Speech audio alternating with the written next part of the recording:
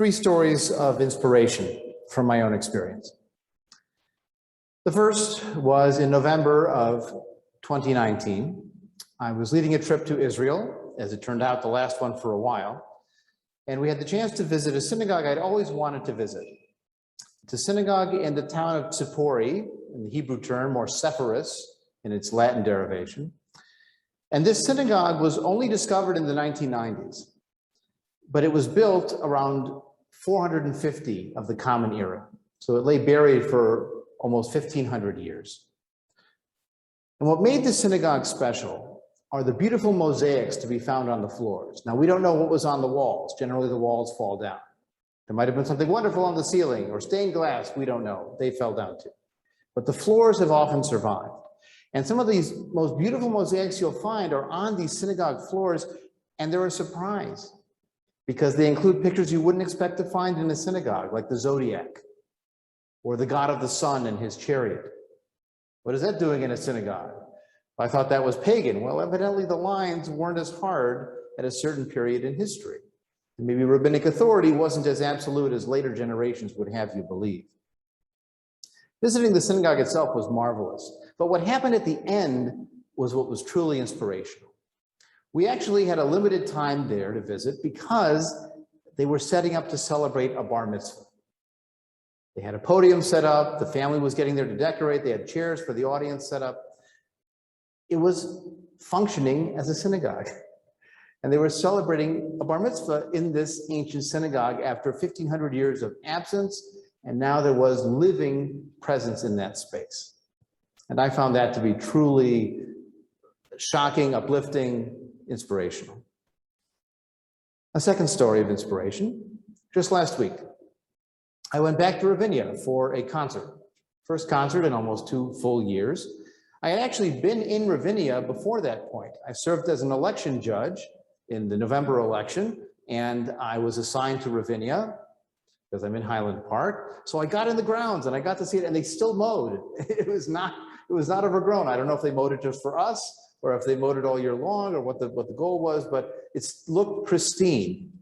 But it also looked strange because it was so empty. No people on the lawn, no music, no staff. We came in the back entrance for the polling place. We went into the lobby of one of the indoor theater spaces.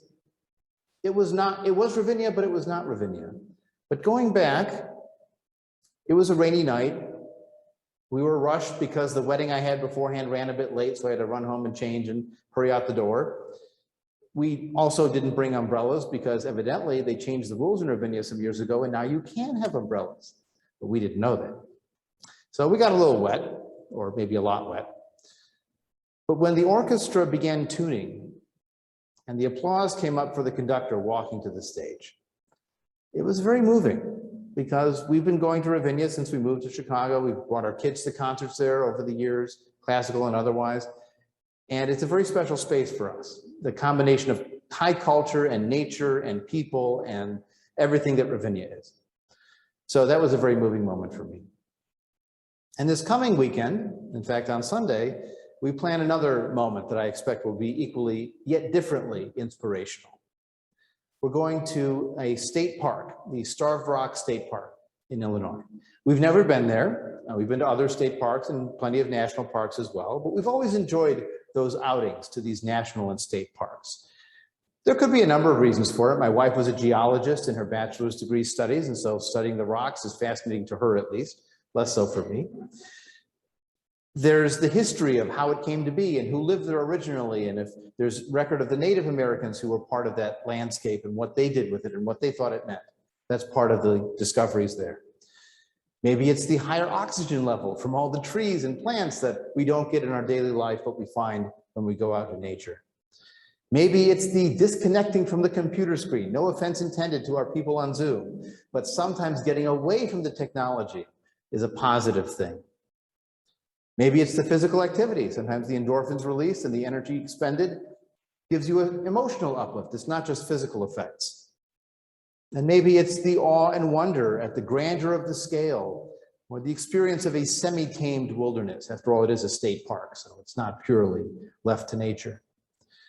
We come back from those experiences in nature at parks refreshed, more motivated, more energetic for what we need to do instead of what we choose to do, and we might even say inspired from that experience. You see, people are more than just computers, hormones, instincts, mechanical functioning things. Call it consciousness, call it self-awareness, even call it a soul if you choose that language. We people need more than individual food and clothing and shelter. We're not just our basic needs. People need inspiration. We need to get beyond the ordinary. We need to open our mind to new possibilities. We need to sometimes feel and not analyze, and maybe make ourselves do that.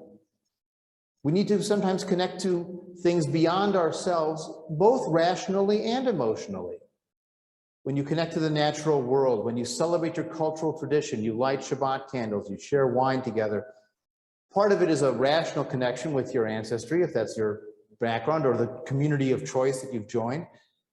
But part of it is also emotional and affective. It's not a rational analysis. I didn't search all of human culture and decide the Shabbat candles were the best symbol for marking time in all the world of human culture. It's my symbol. It's my people's, my family, my community of identity's symbol. And so that's what has extra meaning to me. So we get beyond the ordinary. We open our mind to new possibilities. And we explore our connections to the world and to other people. Whether or not you like the word spiritual, it's something we all need, even and especially for those who are philosophically secular people. Now, I have to admit at the outset, there's something wrong about talking through and analyzing inspiration in a sermon. You know, we should just be doing it, not talking about it. It's hard to be inspirational when you're talking about this is what inspiration is. You can be inspired by words, surely. A very moving eulogy at a funeral certainly can be very powerful and inspirational. Sometimes a deep psychological insight from a friend or even a therapist can really inspire you. Certainly a call to public action can motivate people and inspire them to do good things, even wonderful things. It's our aspiration for our services and celebrations at Kol Hadash. We want to inspire you, and we hope that the readings we choose, the music we include, the symbols that we bring to bear, they're inspiration by doing and not just talking about it. We try to connect to our past through the evocation of memories and a space for memorial and even sad memory. We try to connect with Jewish tradition through the symbols that we use, the music, the language. We connect to each other by sharing what's happening in our individual lives and by wearing name tags and by schmoozing with each other before and after the service. That's all part of getting beyond ourselves and feeling that uplift. I hope it's clear by now that inspiration is not limited to stories of supernatural miracles or angels that appear in the world and do marvelous things or divine revelations or the religious pomp and circumstance of traditional ritual. I remember my first visit to St. Peter's Basilica in Rome, which is a huge, impressive, gorgeous, ornate, gigantic structure. And then I thought to myself, this was built in the 1600s, over a couple centuries it took to accumulate the wealth to do this. And this was the wealth of peasants that were giving pittance to their local church that was then sending it up the chain. And this is what the church represents. It's high level and it's gilded and it's ornate and maybe it's obscene. I mean, it just felt like I sympathize with Martin Luther, you know, who said, you've raised all this money with all these indulgences, you're getting people out of hell for cash, and you're using it to build this? Well, that's the challenge with those institutions. But Jews are not unique, are not immune to that challenge either. Some people have a similar experience when they visit the Western Wall, which in Hebrew is often referred to as the Kotel, the wall. A traditional Jewish philosopher named Yeshayahu Leibowitz criticized the Kotel, the Western Wall, calling it the discotel, because it was sort of performative and it was a show and people were, you know, acting their piety when you don't need a space to feel uplifted in Jewish tradition. In fact, Jews prayed in a Beit Knesset, a house of meeting, no matter where it was. The location didn't matter. It was the attention, the focus, the emotional uplift, the sense of community. 10 traditionally men, 10 people make a minyan, no matter where you are. I found a wonderful Yiddish phrase recently. 9 rabbis are nothing, but 10 shoemakers are a minyan. It doesn't matter. There's something about the dignity of the person that makes the community.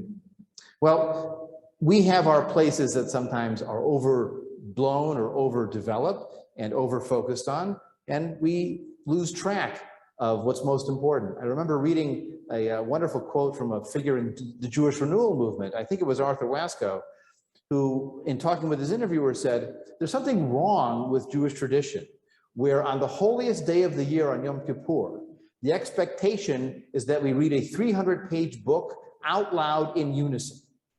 And that's the holiest day of the year. That's the most uplifting moment of the year, is reading a 300-page book out loud in unison. We can't do better than that.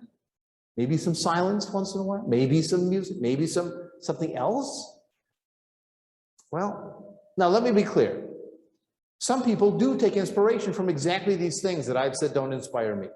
They love the pomp and circumstance of a beautiful, large, ornate church. They love the tradition of reciting those same words over and over again that their ancestors said and that they've said year after year.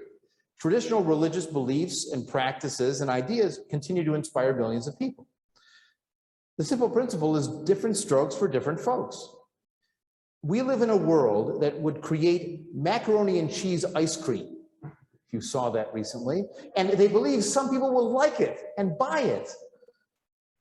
Now, we have to realize in a world that might do that,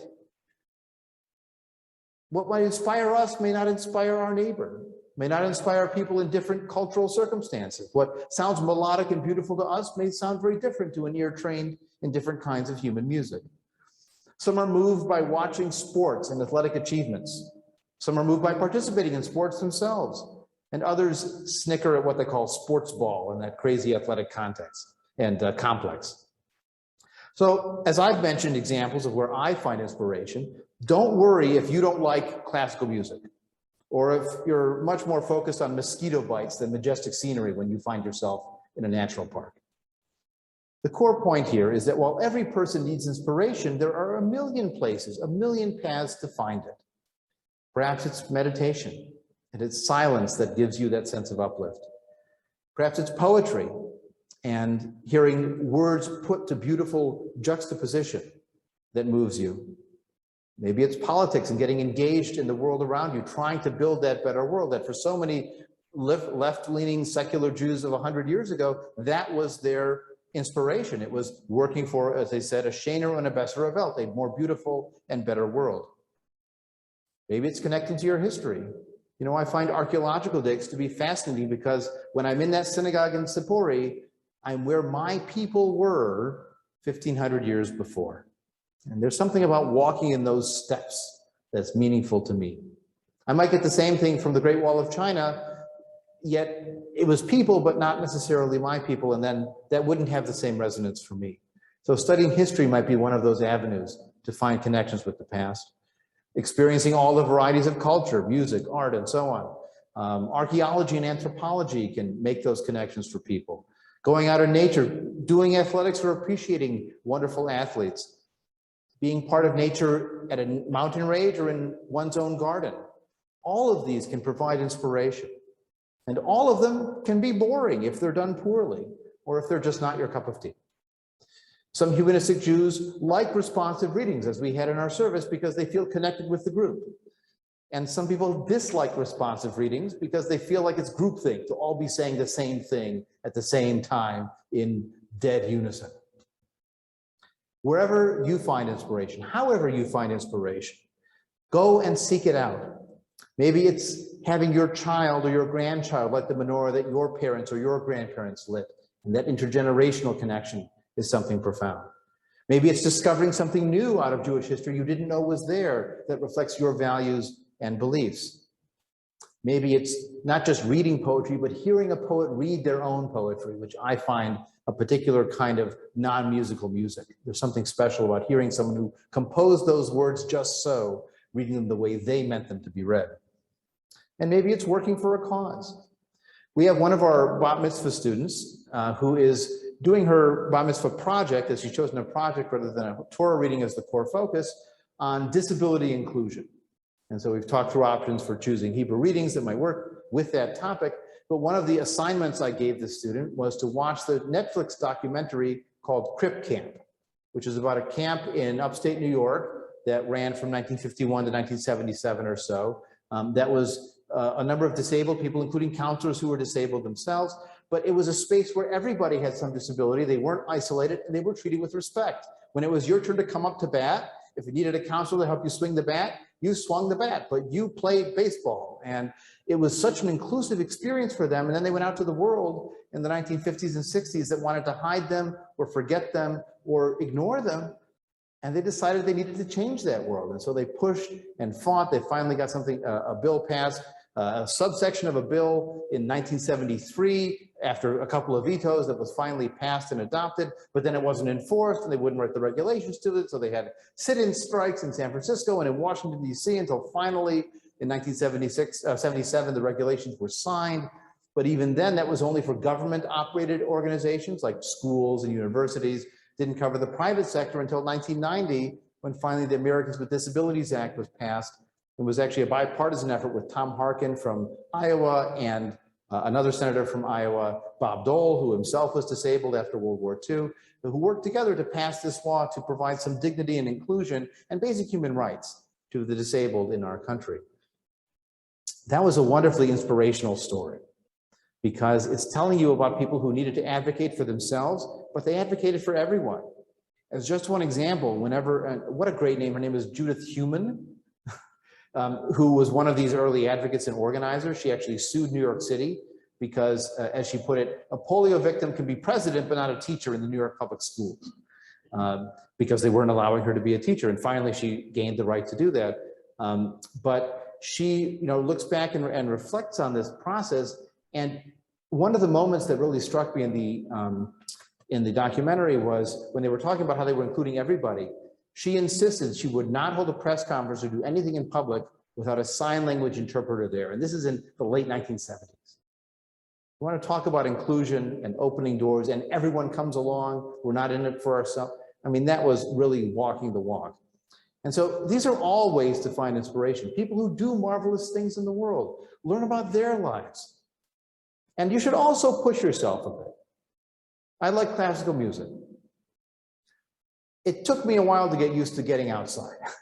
I was not a camping family. We didn't grow up going camping. We were city travelers. We studied culture. We went to foreign countries in Europe. We did not camp. My wife's family, they were a camping family. And I'm still getting used to the camping part of it, but the outdoors part, I really love now. And even more so over the last year when outdoors has taken on such a more important meaning for everybody. So push yourself, try new experiences that could be inspiring. We need to remember to make looking for inspiration one of our priorities in life. When I came to Kol Hadash, we actually didn't do any community service in the congregation, and we decided that it was time for us to do something. We didn't want to simply let people do things on their own. That was fine, but we could create opportunities that wouldn't be divisive or political or controversial here, but that would let people do good together, focusing on basic human needs like food and clothing and shelter. And we've done that, and we've done that marvelously. If you've come to our high holiday services and seen the cars packed full of goods that people have brought to donate on Yom Kippur, it shows that people want to do good, and we can do tremendous good together, in this case to help a shelter for battered women and children. But we know that life goes beyond those basic needs. To be a fully rounded human being, we need to widen our horizons beyond the dinner plate and beyond just four walls of the home. And so I want to conclude with some truly meaningful words by our own Rabbi Emeritus, Daniel Friedman, who is a rationalist, if there was ever a rationalist, but he describes why he is nevertheless a spiritual person. This was from a conference held on secular spirituality in 2001. And so now I will share this video of Rabbi Dan. It may be objected that natural spirituality diminishes the importance of values, aesthetic and moral, inasmuch as they are merely human values, merely. How much more significant would they be if they were underwritten by supernatural authority? And this, incidentally, if this isn't self-evident, is why atheists are suspect by the general population. It appears to people that atheists have no moral grounding, no moral discipline. And secular humanism is a kind of guilt by association word, term. how much more important would values be if they are guaranteed by a supernatural authority than merely by human preference? On the contrary, natural spirituality may inspire us to appreciate beauty as well as justice, honesty, love, and so on, all the more precisely because we are aware that human beings are entirely responsible for creating and promoting the values, as well as the conditions that make them possible. Absent the belief in a creator God, we may be more appreciative of a neighbor's garden because we are aware of the human intelligence and creativity, not to mention labor, that transformed randomly scattered seeds into an intelligently designed place of beauty. You know that old story about the visitor who is admiring his friend's garden and says, "You and God have done a wonderful job here." To which his friend replies, "You should have seen it when God had it to himself."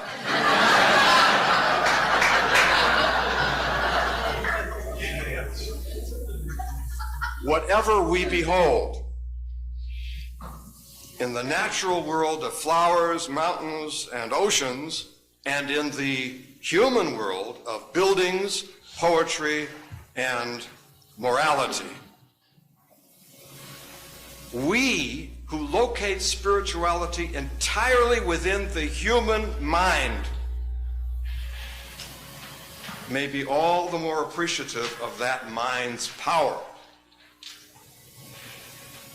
We are all the less likely to dismiss it, to condemn it, to mistrust it, aware that beauty enriches our lives, evokes the most powerful emotions, and inspires the noblest possibilities within us. We naturally wish to cultivate beauty and the appreciation of beauty in ourselves, in our families, in our community. Returning now to the question with which we began, I shall this time answer it myself. Are you a spiritual person? Of course you are. Unless you have no use for music, literature, poetry, drama, or dance. Unless you are oblivious to the genius of Shakespeare and Chopin and the talent of Michael Jordan. Unless you are indifferent to the majesty of a mountain range or the spectacle of a starry sky. It is clear that your spirituality derives entirely from within you, and it is clear that it is you who imposes your values upon all of reality. That is your greatness. Seeking inspiration is itself a sign of human power and agency, and not only meeting our needs, but fulfilling our sense of self, finding a sense of purpose, and living our fullest life.